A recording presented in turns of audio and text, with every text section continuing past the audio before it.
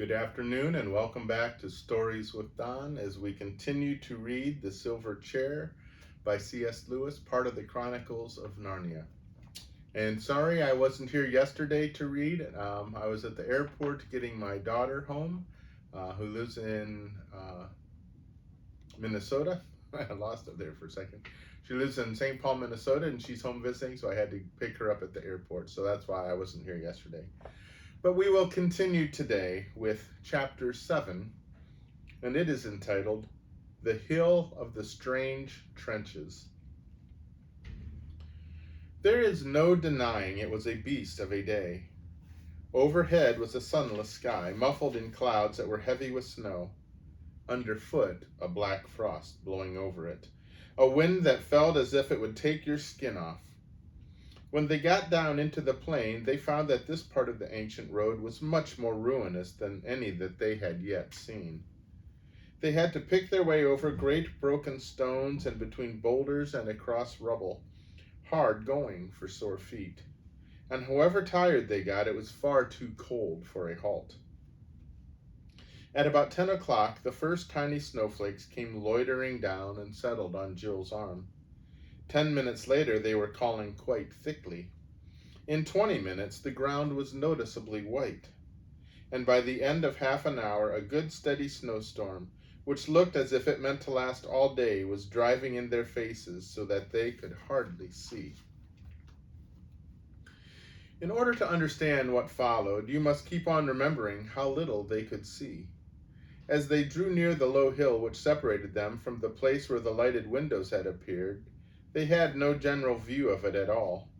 It was a question of seeing the next few paces ahead, and even for that you had to screw up your eyes. Needless to say, they were not talking. When they reached the foot of the hill, they caught a glimpse of what might be rocks on each side. Squarish rocks, if you looked at them carefully, but no one did. All were more concerned with the ledge right in front of them, which barred their way. It was about 4 feet high. The marsh wiggle, with his long legs, had no difficulty in jumping onto the top of it. He then helped the others up. It was a nasty, wet business for them, though not for him, because the snow now lay quite deep on the ledge. They then had a stiff climb. Jill fell once, up very rough ground for about 100 yards, and came to a second ledge. There were 4 of these ledges together at quite irregular intervals. As they struggled on to the 4th ledge, there was no mistaking the fact that they were now at the top of the flat hill. Up till now, the slope had given them some shelter. Here, they got the full fury of the wind. For the hill, oddly enough, was quite as flat on top as it had looked from a distance. The great level tableland which the storm tore across without resistance. In most places, the snow was still hardly lying at all, for the wind just kept catching it up off the ground in sheets and clouds and hurling it in their faces. And round their feet, little eddies of snow ran about you, as sometimes you see them doing over ice. And indeed, in many places, the surface was almost as smooth as ice. But to make matters worse, it was crossed and crisscrossed with curious banks or dikes, which sometimes divided it up into squares and oblongs. All these, of course, had to be climbed. They varied from 2 to 5 feet in height and were about a couple of yards thick. On the north side of each bank, the snow already lay in deep drifts, and after each climb, you came down into the drift and got wet. Fighting her way forward with hood up and head down and numb hands inside her cloak, Jill had glimpses of other odd things on that horrible tableland. Things on her right that looked vaguely like factory chimneys, and on her left a huge cliff, straighter than any cliff ought to be. But she wasn't at all interested and didn't give them a thought. The only things she thought about were her cold hands, and nose and chin and ears, and the hot baths and beds at Harfang. Suddenly she skidded, slid about 5 feet, and found herself, to her horror, sliding down into a dark, narrow chasm which seemed that moment to have appeared in front of her. Half a second later, she had reached the bottom. She appeared to be in a kind of trench or groove, only about 3 feet wide, and although she was shaken by the fall, almost the first thing she noticed was the relief of being out of the wind, for the walls of the trench rose high above her. The next thing she noticed was naturally the anxious faces of Scrub and Puddleglum looking down at her from the edge. "Are you hurt, Pull?" shouted Scrub. "Both legs broken, I shouldn't wonder," shouted Puddleglum. Jill stood up and explained that she was all right, but they'd have to help her out. "What is it you've fallen into?" said Scrub. "It's a kind of trench, or it might be a kind of sunken lane or something," said Jill. "It runs quite straight." "Yes, by Jove," said Scrub, "and it runs due north. I wonder, is it a sort of road? If it is, we'd be out of this infernal wind down there. Is there a lot of snow at the bottom?" "Hardly any. It all blows over the top, I suppose." "What happens further on?" "Half a sec. I'll go and see," said Jill. She got up and walked along the trench, but before she had gone far it turned sharply to the right. She shouted this information back to the others. "What's round that corner?" asked Scrub. Now it happened that Jill had the same feeling about twisty passages and dark places underground, or even nearly underground, that Scrub had about the edges of cliffs. She had no intention of going round that corner alone, especially when she heard Puddleglum bawling out from behind her. "Be careful, Pole. It's just the sort of place that might lead to a dragon's cave. And in a giant country there might be giant earthworms or giant beetles." "I don't think it goes anywhere much," said Jill, coming hastily back. I'm jolly well going to have a look," said Scrub. "What do you mean by anywhere much, I should like to know?" So he sat down on the edge of the trench. Everyone was too wet by now to bother about being a bit wetter, and then dropped in. He pushed past Jill, and though he didn't say anything, he felt sure that he knew she had funked it. So she followed him close, but took care not to get in front of him. It proved, however, to be a disappointing exploration. They went round the right-hand turn and straight on for a few paces. Here there was a choice of ways, straight on again or sharp to the right. "That's no good," said Scrub, glancing down the right-hand lane. "That would be taking us back south." He went straight on, but once more in a few steps they found a second turn to the right. By this time there was no choice of ways, for the trench they had been following here came to a dead end. "No good," grunted Scrub. Jill lost no time in turning and leading the way back. When they returned to the place where Jill had first fallen in, the Marshwiggle with his long arms had no difficulty in pulling them out. But it was dreadful to be on top again. Down in those narrow slits of trenches, their ears had almost begun to thaw. They had been able to see clearly and breathe easily and hear each other speak without shouting. It was absolute misery to come back into the withering coldness. And it did seem hard when Puddleglum chose that moment for saying, "Are you still sure of those signs, Pull? What's the one we ought to be after now?"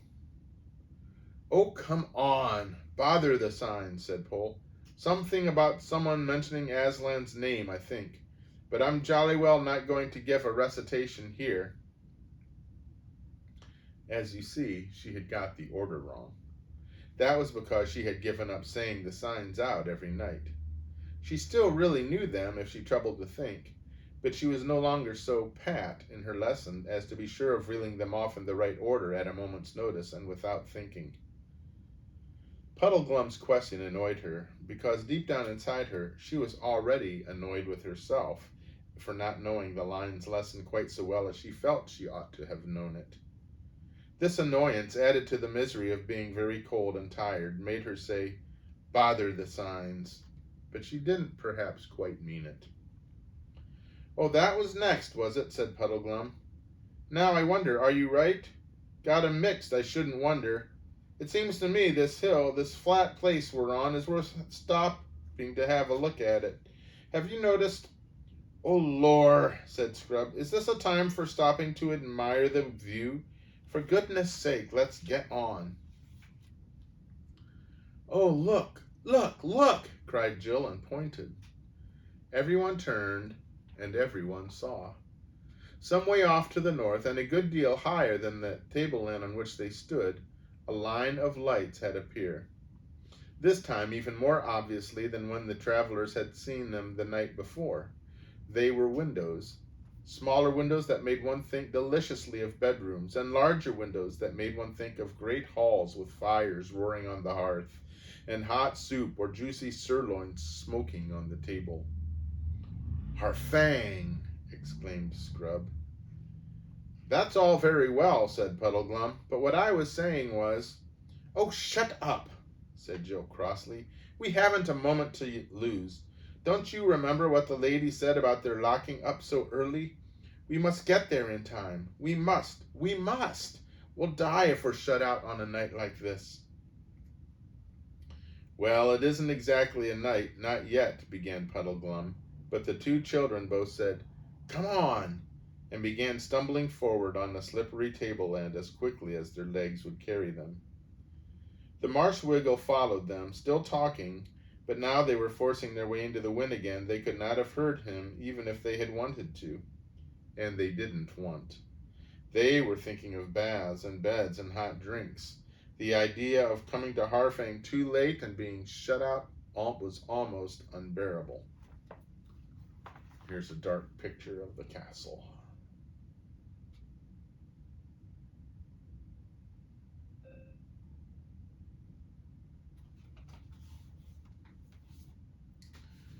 In spite of their haste, it took them a long time to cross the flat top of that hill. And even when they had crossed it, there were still several ledges to climb down on the far side. But at last they reached the bottom and could see what Harfang was like. It stood on a high crag, and in spite of its many towers, was more of a huge house than a castle. Obviously, the gentle giants feared no attack. There were windows on the outside wall quite close to the ground, a thing no one would have in a serious fortress. There were even odd little doors here and there, so that it would be quite easy to get in and out of the castle without ever going through the courtyard. This raised the spirits of Jill and Scrub. It made the whole place look more friendly and less forbidding. At first, the height and steepness of the crag frightened them, but presently they noticed that there was an easier way up on the left, and that the road wound up toward it. It was a terrible climb after the journey they'd already had, and Jill nearly gave up. Scrub and Puddleglum had to help her for the last 100 yards. But in the end, they stood before the castle gate. The portcullis was up, and the gate was open. However tired you are, it takes some nerve to walk up to a giant's front door. In spite of all his previous warnings about Harfang, it was Puddleglum who showed the most courage. "Steady pace now," he said. "Don't look frightened, whatever you do. We've done the silliest thing in the world by coming here at all, but now that we are here, we'd best put a bold face on it." With these words, he strode forward into the gateway, stood still under the arch where the echo could help his voice, and called out as loud as he could, "Ho, porter, guests who seek lodging!" And while he was waiting for something to happen, he took off his hat and knocked off the heavy mass of snow which had gathered on its wide brim. "I say," whispered Scrub to Jill, "he may be a wet blanket, but he has plenty of pluck and cheek." A door opened, letting out a delicious glow of firelight, and the porter appeared. Jill bit her lips for fear she should scream. He was not a perfectly enormous giant. That is to say, he was rather taller than an apple tree, but nothing like so tall as a telegraph pole. He had bristly red hair, a leather jerkin with metal plates fastened all over it so as to make it kind of a mail shirt, bare knees, very hairy indeed, and things like puttees on his legs. He stooped down and goggled at Puddleglum. "And what sort of creature do you call yourself?" he said. Jill took her courage in both hands. Please, she said, shouting up to the giant, the lady of the green kirtle salutes the king of the gentle giants, and has sent us two southern children, and this marshwiggle, his name's Puddleglum, to your autumn feast. If it's quite convenient, of course, she added. Oh ho, said the porter, that's quite a different story. Come in, little people, come in. You'd best come into the lodge while I'm sending word to his majesty. He looked at the children with curiosity. Blue faces, he said. I didn't know they were that color. Don't care about it myself, but I dare say you look quite nice to one another. Beetles fancy other beetles, they do say. Our faces are only blue with cold, said Jill. We're not this color, really. Well, then come in and get warm. Come in, little shrimps, said the porter. They followed him into the lodge, and though it was rather terrible to hear such a big door clang shut behind them, they forgot about it as soon as they saw the thing they had been longing for ever since supper time last night. A fire. And such a fire! It looked as if 4 or 5 whole trees were blazing on it, and it was so hot they couldn't go within yards of it. But they all flopped down on the brick floor as near as they could bear the heat and heaved great sighs of relief. Now, youngster, said the porter to another giant who had been sitting in the back of the room, staring at the visitors till it looked as if his eyes would start out of his head, run across with this message to the house. And he repeated what Jill had said to him. The younger giant, after a final stare and a great guffaw, left the room. Now, Froggy, said the porter to Puddleglum, you look as if you wanted some cheering up. He produced a black bottle, very like Puddleglum's own, but about 20 times larger. Let me see, said the porter. I can't give you a cup or you'll drown yourself. Let me see. This salt cellar will be just the thing. You needn't mention it over at the house. The silver will keep on getting over here, and it's not my fault.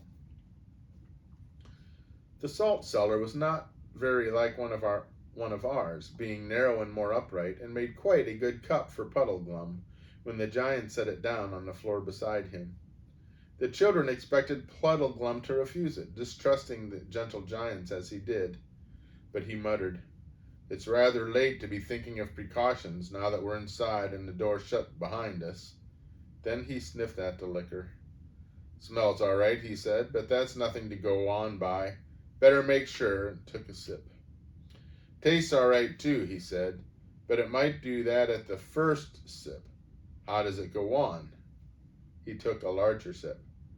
Ah, he said, but is it the same all the way down? And took another. There'll be something nasty at the bottom, I shouldn't wonder, he said, and finished the drink. He licked his lips and remarked to the children, This'll be a test, you see. If I curl up or burst or turn into a lizard or something, then you'll know not to take anything they offer you. But the giant, who was too far up to hear the things Puddleglum had been saying under his breath, roared with laughter and said, Why, Froggy, you're a man. See him put it away? Not a man, Marshwiggle, replied Puddleglum in a somewhat indistinct voice. Not frog either, Marshwiggle. At that moment, the door opened behind them, and the younger giant came in saying, They're to go to the throne room at once. The children stood up, but Puddleglum remained sitting and said, Marshwiggle, Marshwiggle. Very respectable Marshwiggle. Respect-a-wiggle. Show them the way, young'un, said the giant porter. You'd better carry Froggy. He's had a drop more than's good for him. Nothing wrong with me, said Puddleglum. Not a frog. Nothing frog with me. I'm a respectabiggle. But the young giant caught him up by his waist and signaled the children to follow. In this undignified way, they crossed the courtyard. Puddleglum, held in the giant's fist and vaguely kicking the air, did certainly look very like a frog. Here's a picture of the giant holding Puddleglum.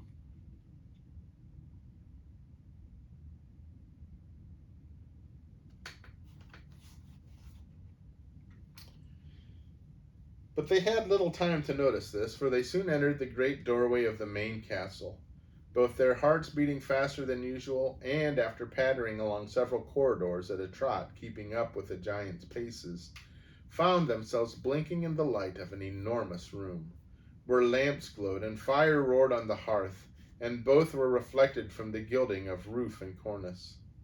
More giants than they could count stood on their left and right, all in magnificent robes, and on two thrones at the far end sat two huge shapes that appeared to be the king and queen. About 20 feet from the thrones they stopped. Scrub and Jill made an awkward attempt at a bow. Girls are not taught how to curtsy at Experiment House. And the young giant carefully put Puddleglum down on the floor, where he collapsed into a sort of sitting position. With his long legs he looked, to tell the truth, uncommonly like a large spider. And that is the end of that chapter. So, we'll have to see what trouble they are getting themselves into. I don't think it's going to be good, but who knows. I hope you're enjoying it. I hope you can enjoy the weather today. It's supposed to be warm again. And I hope that you stay well. May God bless you. Goodbye.